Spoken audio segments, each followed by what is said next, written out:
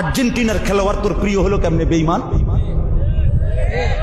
এই মুসলমানের বাচ্চা বল বেটা, এখন দাঁড়ায় বল বেটা, কোন কাফের বেঈমান, কোন খ্রিস্টানের বাচ্চা, কোন ইহুদি, তুই মুসলমানের ঘরে জন্ম নিয়া তোর রক্তে মুসলমান মার রক্ত, তুই কেমনে ওই বেঈমানের মতো সাজলি? এই বেহায়া বল বেহায়া, তোদের চাঁদের চুলের কুম বল বেটা, এখন দাঁড়া। ওই বেঈমান তোর পছন্দ হলো কেন? তোর রক্ত ইসলাম নাই বেটা, তোর মা মুসলমান না, তোর বাপ মুসলমান না বেটা, তোর দাদা দাদি মুসলমান না, ওরা সব বোকা, তুই চালাক হয়ে গেছ বেটা, তুমি পণ্ডিত হয়ে গেছ। কোন বেঈমানের অংশগ্রহণ করলাম? কেন সাজলা বেঈমানের মতো? তোমার নবী নাই, তোমার রাসূল নাই, তোমার আল্লাহ নাই, তোমার নবী সাল্লাল্লাহু আলাইহি সাল্লাম চুল রাখে নাই, কথা বলে না কেন?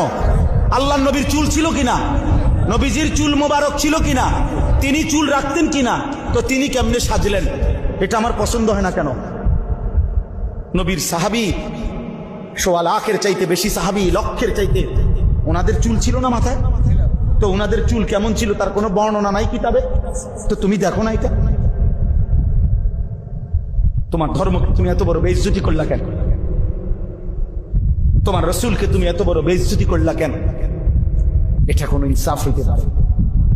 দিন রাত মুসলমানের ঘরে জন্ম নিয়ে মুসলিম হয়ে চুলের উপরে সারা দিন ফ্যাশন, এটা বুঝি একটা কথা হলো? আমার ভাই বল, এটা বুঝি একটা কথা হলো? তোমারে বুঝি আল্লাহ বানাইছে শুধু এই সারাক্ষণ চুল এটার ফ্যাশন করবা, বিভিন্ন মডেলে চুল কাটবা, এই নিয়ে ব্যস্ত থাকবে? এত ফালতু কাজে আল্লাহ মুসলমানকে বানাইছে?